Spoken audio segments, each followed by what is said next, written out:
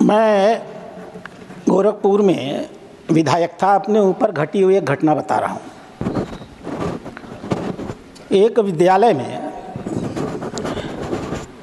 एक छोटे से बमुश्किल 3 या 4 साल का बच्चा, जौन साहब सुनिएगा, 3, 4 या 5 साल का बच्चा होगा, प्ले स्कूल था, उससे थोड़ा सा बड़ा।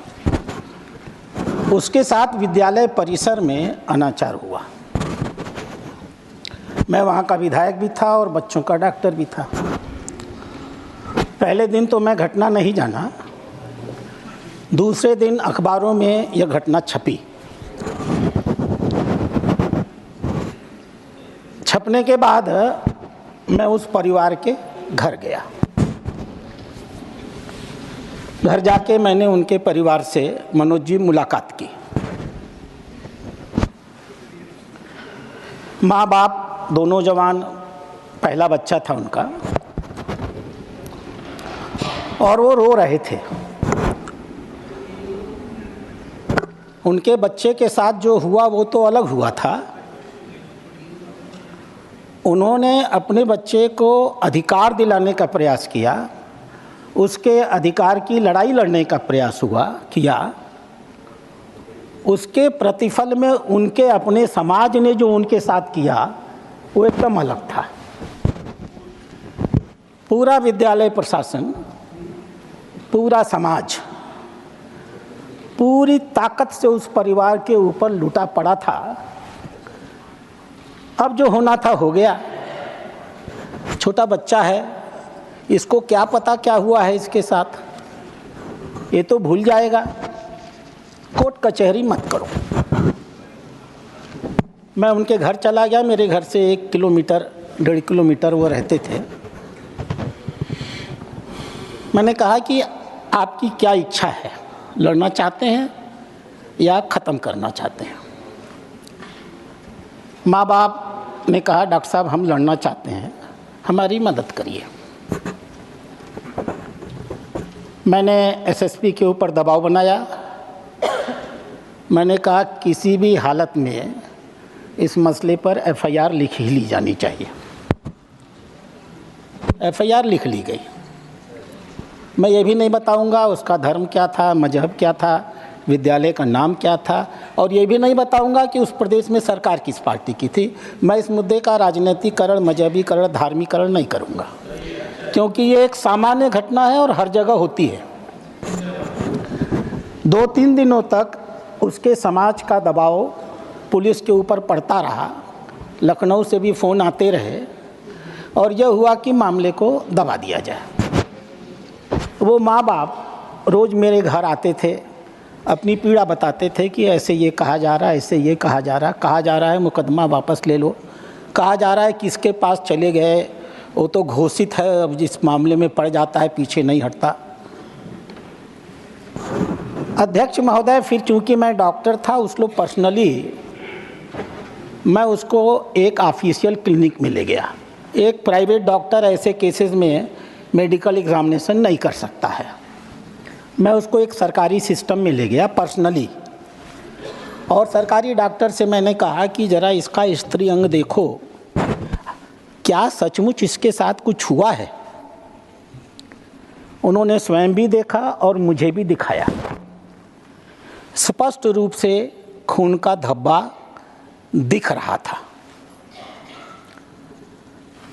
मैंने एसएसपी को फ़ोन किया और कहा कि सर कब तक ये कितना जघन्य अपराध जो हुआ, आपके जैसा जघन्य और नीच आदमी कौन होगा? इतने बड़े अपराध को माँ बाप अगर लड़ना चाहते हैं तो आप उनके लिए खड़े नहीं हो रहे, राजनीतिक दबाव के कारण। उन्होंने कहा, डॉक्टर साहब आपने क्रिमिनल प्रोसीजर कोर्ट में हस्तक्षेप किया है, आपको उस बच्चे का, एग्जैक्टली बता रहा हूँ, आपको उस बच्चे का मेडिकल जांच कराने का अधिकार नहीं है। अच्छा हुआ जो आप एक सरकारी अस्पताल में कराए हैं। आप अगर पेशे से डॉक्टर थे और स्वयं अपने घर पे कर लिए होते तो अब तक मैंने आपको एफआईआर आपके खिलाफ कर दिया होता। और उसके बाद उपसभापति महोदय दबाव बढ़ता गया। 5-6 दिन बाद उसके माता पिता मेरे घर आए रोने लगे और रोकर उन्होंने कहा कि डॉक्टर साहब, हम आपसे क्षमा मांगते हैं, अब हमारे ऊपर जितना दबाव पड़ रहा है हम इस कार्यवाही को आगे नहीं ले जा सकते। और उन्होंने लिख करके एसएसपी को दे दिया कि कृपया इस संदर्भ में, क्रिमिनल कोर्ट है, प्रोसीजर चला हो गया, मेरा इंटरेस्ट ख़त्म हो गया। मैं क्यों कह रहा हूँ, इतना महत्वपूर्ण विषय फौजिया जी लाई हैं, लेकिन हम अगर सोचते हैं कि इसका समाधान सिर्फ कानून से हो जाएगा तो यह असंभव है। इस अपराध पर रोक सिर्फ पुलिस कर लेगी, देश की न्याय व्यवस्था कर लेगी, कोर्टें सज़ा दे देंगी और अपराध पर डर के मारे नियंत्रण हो जाएगा। ऐसा सोचना इस पूरे मुद्दे का बहुत अल्पीकरण करना है। आप जितने भी देशों के आंकड़े निकालिएगा, ये कोई भारत में होने वाला अकेला अपराध नहीं है, पूरी दुनिया में ये अपराध होते हैं। कुछ देशों में अधिक केसेस सामने आते हैं, कुछ देशों में सोशल टैब्यूज़ के नाते, आर्थिक पिछड़ेपन के नाते, शैक्षणिक पिछड़ेपन के नाते, डर के नाते, दुनिया क्या कहेगी और बच्चे के भविष्य पर इसका क्या प्रभाव पड़ेगा, ये सारे मुद्दे ऐसे होते हैं जो इन केसेस को अंदर ही अंदर परिवार घुट के रह जाता है लेकिन आगे नहीं बढ़ा पाता। चाइल्ड सेक्सुअल एब्यूज़ जितना घर के अंदर होता है, जितना परिवार और नात रिश्तेदार के अंदर होता है, हमारे दोस्तों के साथ, दोस्तों के हमारे बहुत नज़दीकी संबंध से होता है, गांव के परिवेश में होता है, उतना बाहर नहीं होता। अब ये सारे सेक्सुअल अब्यूज़ आप चाहे पॉक्सो बना लीजिए 12 में, चाहे 19 में उसको दूसरा स्वरूप दे दीजिए, बहुत बार तो बच्चे जान भी नहीं पाते हैं कि उनके साथ कुछ हुआ है। कंसेंट फंसेंट तो बहुत दूर की बात है, उनके समझ में भी नहीं आता कि जो मेरे साथ हुआ वो क्या हुआ, जब तक कि वो घटना बार बार रिपीट नहीं होती है। और ये जो बार बार रिपीट होने की घटना है वो तो सिर्फ घर में ही हो भी सकती है, परिवार और नात रिश्तेदार उनके बीच में ही हो सकती है। मैं किसी रिश्तेदार का नाम लेकर के किसी रिश्ते विशेष को अपमानित नहीं करना चाहूँगा, लेकिन सच यही है कि घर को ही आग लग गई, घर के अंदर का ये खेल है। तो मैं तो समझता था कि इतने महत्वपूर्ण विषय पर अगर कोई विधेयक लाया जाने का प्रयास हो रहा है तो बहुत गंभीरता से इस पर विचार होगा। सरकार भी बहुत सारे काम राजनीतिक दबाव में करती है, जैसे पॉक्सो ही है। हम सब जानते हैं कि ये कहाँ से शुरू हुआ। जो गंभीर सामाजिक चिंतन होना चाहिए था, जो गंभीर मनोवैज्ञानिक चिंतन होना चाहिए था, जो लोग इस प्रकार के काम करते हैं वो सामान्य आदमी नहीं हो सकते। वो मानसिक रूप से इन ऑल प्रोबेबिलिटी अधिकांशतः, तात्कालिक गर्मी चढ़ गई, कोई अपराध कर दिया तो बात दूसरी है, अन्यथा अधिकांशतः मानसिक रूप से वो डिरेल होते हैं। अब सवाल यह है कि हमारे देश में मानसिक स्वास्थ्य के जांच की कोई व्यवस्था नहीं। जान साहब, बड़ी संख्या में, थोड़ा सा आपको अचकचा लगेगा, इस देश की सबसे बड़ी संख्या इस देश के प्रभुत्व वर्ग में बैठे हुए लोगों का मानसिक रोग है और धीमे धीमे वो वहीं से होता होता नीचे चलता चला आता है। हमारे पास कोई सिस्टम नहीं है कि हम पढ़ा तो देते हैं, एमए करा देते हैं, बीए करा देते हैं, एमएससी करा देते हैं, बीएससी करा देते हैं। कभी हमने किसी छात्र का साइको एनालिसिस कराने की चेष्टा किया? कोई सिस्टम नहीं। हम नौकरियों के लिए इंटरव्यूज़ कर लेते हैं, परीक्षाएं ले लेते हैं, इंटरव्यूज़ कर लेते हैं, इंटरव्यूज़ में परीक्षा संबंधित बातें कर लेते हैं। कभी हमने शिक्षक को रखते समय यह जानने की कोशिश की कि यह शिक्षक मानसिक रूप से कितना परिपक्व और कितना अस्थायी है या नहीं है? कतई प्रयास नहीं करते। जब तक, थोड़ी मेरी हिंदी है आपको मोहम्मद साहब, okay, thank you, thank you sir, या मैं आपको बता रहा हूं उपसभापति महोदय, हमें अपने संपूर्ण व्यवस्था में दुनिया भर के बीमारियों का हम इलाज करते हैं, जांच करते हैं। मनुष्य के व्यक्तित्व का मूल्यांकन इस पूरी की पूरी शिक्षा पद्धति में, इस पूरी की पूरी सर्विस सिस्टम में, चाहे वो प्राइवेट सर्विस हो चाहे वो गवर्नमेंट सर्विस हो, कहीं उसके मूल्यांकन का कोई प्रक्रिया है ही नहीं। हम किसी कुर्सी पर बैठे हैं, रिजल्ट दे रहे हैं तो हम अच्छे हैं। हम किसी चीज़ को गलत समझ रहे हैं, इसलिए कुर्सी की मांग के अनुरूप वो रिजल्ट पूरा नहीं कर रहे तो हम बुरे हैं। आज के इस युग में हर आदमी धीमे धीमे मानसिक रूप से असामान्य होता चला जा रहा है। मैं राज्यसभा की चर्चा नहीं कर सकता, नहीं तो कोई प्रिविलेज मोशन दे देगा मुझको। सच यह है कि यहाँ की भी जांच हो जानी चाहिए। मैं बहुत गंभीरता से कह रहा हूँ, हंसी और मजाक में रहने लायक नहीं कह रहा हूँ।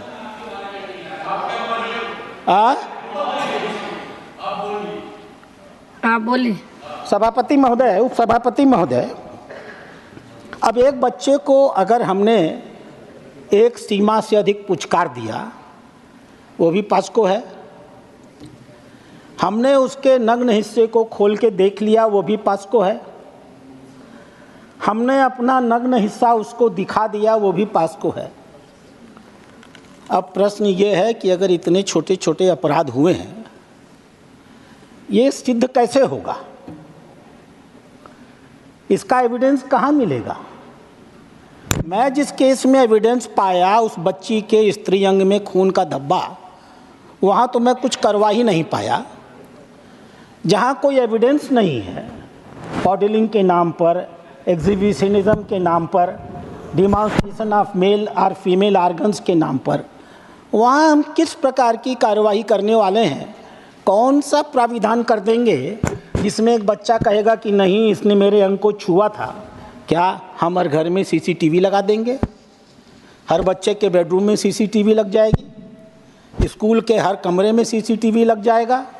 खांची भर के तो स्कूल हमने कबाड़ की तरह खोले हुए हैं। जिसको देखो वही 3 कमरे में स्कूल खोल के खड़ा हो जाता है, की पढ़ाई करा लेता है। ये किसी एक प्रांत और किसी, मैं आपसे आग्रह करूंगा, किसी एक सत्ता विशेष से जोड़ने की जरूरत नहीं है।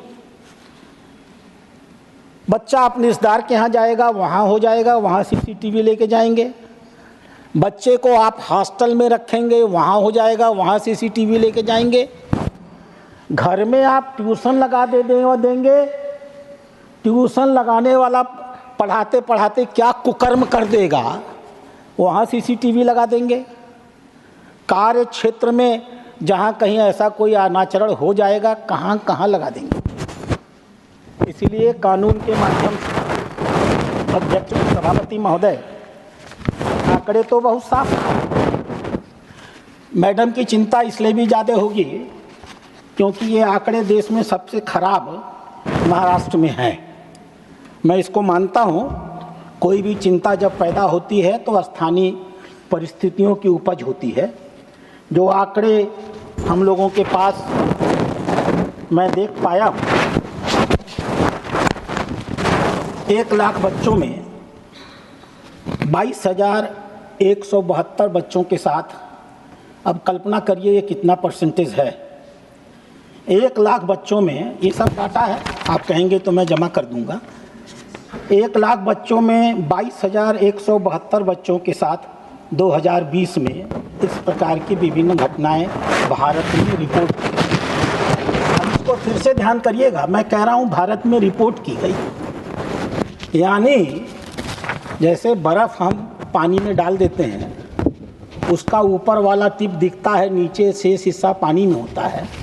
ये रिपोर्टें टिप ऑफ द आइसबर्ग हैं, जो हमें रिपोर्ट दिख रही है 1 लाख में 22,000, 20%। और ये 20% भी टिप ऑफ द आइसबर्ग है, यानी अगर हम गहराई में जाएंगे ऐसा कोई बच्चा ही नहीं बचेगा जिसके साथ इस प्रकार के अनाचार न हो रहे हो। वो जान न सके बात दूसरी है, वो कह न सके बात दूसरी है, वो कह दे माता पिता समाज के डर से उसे छिपा दें इसलिए बात दूसरी है, परिवार के किसी आदमी ने किया है तो कहे किससे, यह बात दूसरी हो सकती है। हाँ मैं आ रहा हूँ, उस पर भी आ रहा हूँ, मैं इसीलिए कह रहा हूँ इस बात को। इसके बाद वर्ल्ड पॉपुलेशन डाटा ने एक स्टडी किया, 2005 से लेकर 2003 के बीच में भारत की बच्चियों को 42% सेक्सुअल अब्यूज़ का डाटा मिला। भारत सरकार ने स्वयं इसकी जांच कराई, तो जांच कराने पर कुल मिलाकर के 53% चाइल्ड अब्यूज़ का डाटा मिला।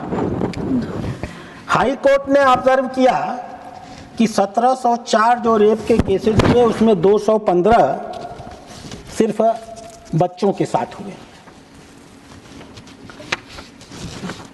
और हर साल का आंकड़ा अगर हम जोड़ते चले जाएं तो हमें आश्चर्य होगा जान करके, ये आंकड़ा हर साल बढ़ने वाला आंकड़ा है। 2022 में 2021 के मुकाबले 21 में 36,381 केसेस हुए और 2022 में ये बढ़ करके 38,911 केसेस हो गए। और ऐसा नहीं है कि सरकार ने कुछ किया नहीं, और मैं ये भी नहीं कहूँगा कि ऐसा नहीं है कि भाजपा सरकार ने कुछ किया नहीं है, मैं उसका यह राजनीतिकरण भी नहीं करूँगा। 2012 में जब पहली बार पास्को आया था तो पूरा देश जानता है कि किसकी सरकार थी यहाँ पर। 2012 में पहली बार पास्को आया था तो इन्हीं लोगों की सरकार थी, इन्होंने भी कानून लाने का काम किया है। लेकिन जो बात मैं कह रहा था कि कानून से अगर चीज़ें नियंत्रित हो जाती तो वास्तव में ये कुछ और स्थिति बनी होती।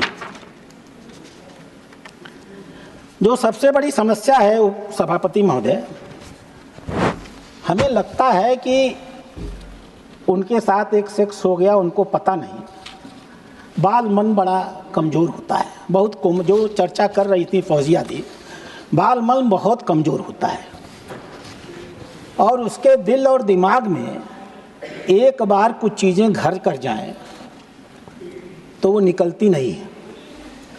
हम लोग के पास बहुत से ऐसे मरीज आते हैं सभापति महोदय जो दांत चबाते हैं, बाल नोचते हैं, दांत किटकिटाते हैं, रात में पेशाब करते हैं, अकेले में डरते हैं, बुरे बुरे सपने आते हैं, माँ के सिवाय किसी के साथ रहना नहीं चाहते। माननीय सदस्य प्लीज कंक्लूड करें। जी प्लीज कंक्लूड करें। मैं आपसे आग्रह करूँगा मैडम, इतना महत्वपूर्ण विषय है। जी मैं समझती हूँ, लेकिन पार्टी ने मुझसे कहा है कि इस विषय को ठीक से रखिए, तो इसलिए मुझे समय दीजिए, अन्यथा मैं तो निर्देश मानने वाला व्यक्ति हूँ। आप जिस समय कहेंगे मैं उस समय रुक जाऊँगा। तो अध्यक्ष महोदय, जो सबसे बड़ी समस्या होती है वो उन बच्चों के ऊपर, ये जो आज के आपको मानसिक रूप से विकृत दिखते हैं ना, इनमें से भी अधिकांश अपने बचपन में मानसिक रूप से इस प्रकार के अपराधों के शिकार हो चुके होते हैं। उनके मन में भी ये बैठा रहता है कि किसी ने मेरे साथ ऐसा किया था, और उनके अंतर्मन की ये भावना जब वो बड़े होते हैं तो उन्हीं चीज़ों का वो बदला लेने के लिए उत्सुक होने लगते हैं। करीब करीब हमारे यहाँ एक बड़ी कॉमन बीमारी होती है पोस्ट ट्रॉमेटिक स्ट्रेस डिसऑर्डर। किसी का एक्सीडेंट हो जाए, वो मेंटली डिस्टर्ब हो जाता है। सामान्य भाषा में मैं उसको बच्चों की भाषा में बता रहा हूँ। इस प्रकार के अपराध के शिकार बच्चे जो घबराते रहते हैं, डरते रहते हैं, स्कूलों में पढ़ना छोड़ देते हैं, विद्यालयों में जवाब देना छोड़ देते हैं, एक जगह गुमसुम बैठे रह जाते हैं, कभी आंख से आंख नहीं मिलाते हैं, टीचर कोई काम करके नहीं लाते हैं, पहले से उनका स्कोर घट जाता है, उनकी राइटिंग पहले से और अधिक खराब हो जाती है। यह सारे जो साइकोलॉजिकल मैनिफेस्टेशंस होते हैं, ये वास्तव में कहीं ना कहीं इन्हीं अपराधों के गर्भ से पैदा हुए होते हैं। जो हम लोग के देखने में इधर मानसिक रोग बढ़े हैं, पोस्ट ट्रॉमेटिक स्ट्रेस डिसऑर्डर हो, छोटे छोटे बच्चों में 11-11, 15-15 साल के बच्चे आज भीषण डिप्रेशन के शिकार होते हैं, आत्महत्या कर लेते हैं। बहुत से बच्चों के ऊपर कंडक्ट, व्यवहार का डिसऑर्डर बहुत जिद्दी हो गया, बहुत छिनैल हो गया, बात बात पर सामान पटक देता है, सड़क पर ज़मीन पर लेट जाता है, किसी की नहीं सुनता है, घर में कोई आता है तो जानबूझ के घर के लोगों के सामने बदतमीजी करता है, स्कूल में मारपीट करता है। इस प्रकार की बीमारियाँ, या पढ़ने लिखने में मन नहीं लगता है, अक्षरों को समझता नहीं है, गणित नहीं समझ पाता है, जिसको हम लोग कहते हैं अटेंशन डेफिसिट डिसऑर्डर। ये सारी चीज़ें उपसभापति महोदय अगर रची बसी हैं तो इसी के इर्द गिर्द बसी हैं। इसलिए मैं आभार करूंगा माननीय फौजिया जी का। यह एक बहुत महत्वपूर्ण विषय है। मैं इसके लीगल पक्ष पर आऊंगा क्योंकि लीगली हमने बहुत काम किया है और हमें बताना भी चाहिए। मैंने पहले बता दिया कि 2012 में पास्को आप लोग लेके आए थे, रमेश साहब, तो आपने भी कंट्रीब्यूट किया है इस अपराध के नियंत्रण में। मैं इसको मना तो नहीं कर सकता, लेकिन हमारी सरकार ने भी 2015 में जब वन स्टॉप सेंटर बनाया था, आज देश में करीब 850-900 वन स्टॉप सेंटर चल रहे हैं, जहां आप चले जाएं तो आपकी मेडिकल भी जांच होगी, आपकी साइको एनालिसिस भी होगी, आपका एक्सरे भी होगा, आपको दवा भी मिलेगी, पुलिस भी वहीं आएगी, इन्वेस्टिगेशन अफसर भी वहीं आएगा। सब कुछ एक छत के नीचे। आज के दिन आप अगर घर में नहीं रहना चाहते हैं, कहीं और रहना चाहते हैं, कोई शेल्टर चाहते हैं, कहीं रेफ़र होना चाहते हैं, आज भारत सरकार ने 2015 में 1 अप्रैल में जो वन स्टॉप सेंटर की प्रक्रिया शुरू की थी, तकरीबन 900 केंद्र ऐसे पूरे देश में बने होंगे। ये इन्हीं बातों को लेकर के चल रहे हैं कि ये बच्चे पुलिस थाने में जा कर के, या रेप की शिकार महिलाएं भी पुलिस थाने में जा कर के अपना समाधान कब पाएंगी, उनके समस्याएं पहले से और अधिक बढ़ जाएंगी, ये एक सोच आती है। दूसरी चीज़, सभापति महोदय, बहन जी ने कहा पास्को को लेकर के, बहन जी को बताना चाहिए था कि हमने 6 अगस्त 2019 को पास्को अधिनियम में परिवर्तन कर दिया है। अगर हम यही मान लें कि लीगल कार्यवाहियों से ही ये अपराध रुकने वाले हैं, वो एक अलग विषय है कि मैं मानता हूं कि नहीं रुकेंगे, लेकिन अगर हम ये मानते हैं तो 2012 और 2019 के बीच के पास्को एक्ट में ज़मीन और आसमान का फ़र्क हो चुका है। सज़ाएं बदली जा चुकी हैं, सज़ाएं कड़ी हो चुकी हैं, सज़ा देने के समय निर्धारित किए जा चुके हैं। जैसे यदि कोई पेनिट्रेटिव सेक्सुअल असॉल्ट करेगा 16 साल के बच्चे से नीचे का, तो उसको कम से कम 20 साल की सज़ा, या संभव हो तो पूरे जीवन की आजीवन कारावास की सज़ा, उसके स्वाभाविक जीवन के ख़त्म होने तक की सज़ा, और फाइन इसलिए कि जिसके साथ ये अन्याय हुआ है उसका मेडिकल और साइकोलॉजिकल रिहेबिलिटेशन किया जा सके। इसके आगे फिर यदि कोई बहुत एग्रीवेटेड पेनिट्रेटेड, जैसे वो कांड हुआ था दिल्ली में, यदि कोई बहुत एग्रीवेटेड पेनिट्रेटिव सेक्सुअल असॉल्ट करेगा तो उसको 20 साल तक सामान्य इम्प्रिजनमेंट की जगह पर रिगरस इम्प्रिजनमेंट दिया जाएगा। बाकी नेचुरल फाइन इत्यादि तो रहेगा ही रहेगा।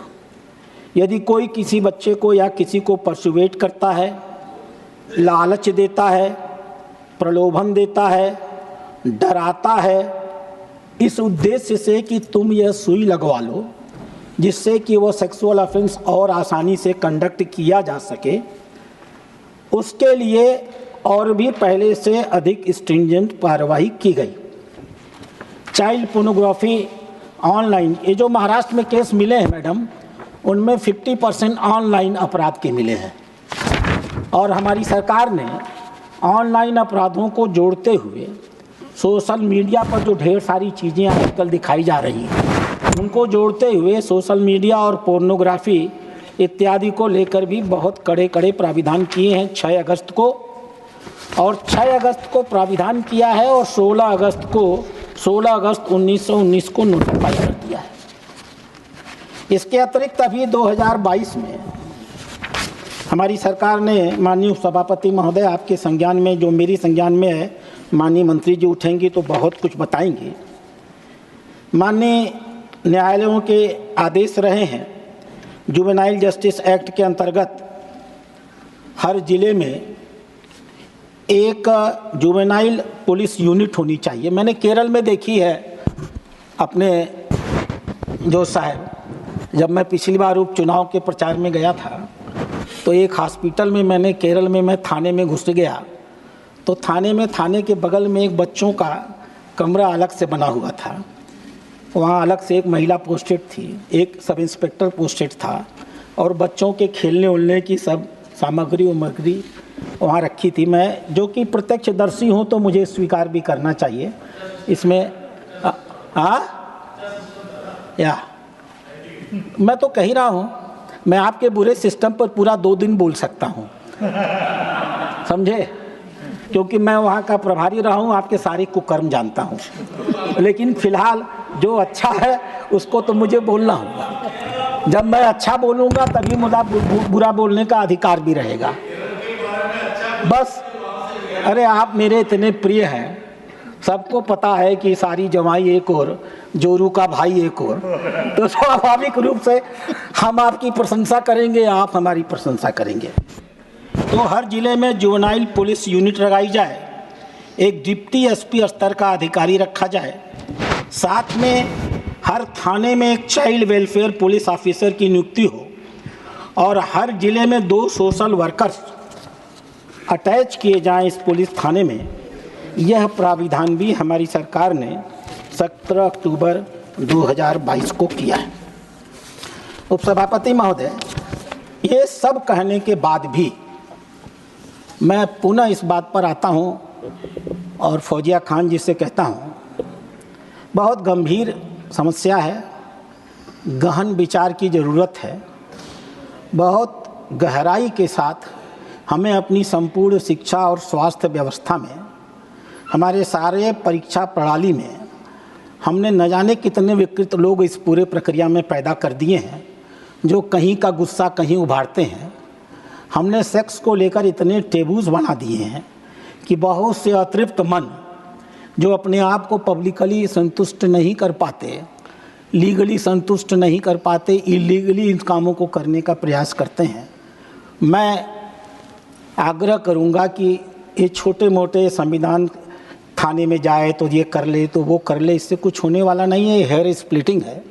आइए सदन मिल करके विचार करें, माननीय मंत्री जी इसमें सहमति दें और हम एक अच्छा राष्ट्रीय स्तर का कार्यदल नियुक्त करें जो इन विषयों पर बहुत गंभीरता से और नए तरीके से विचार करें। धन्यवाद।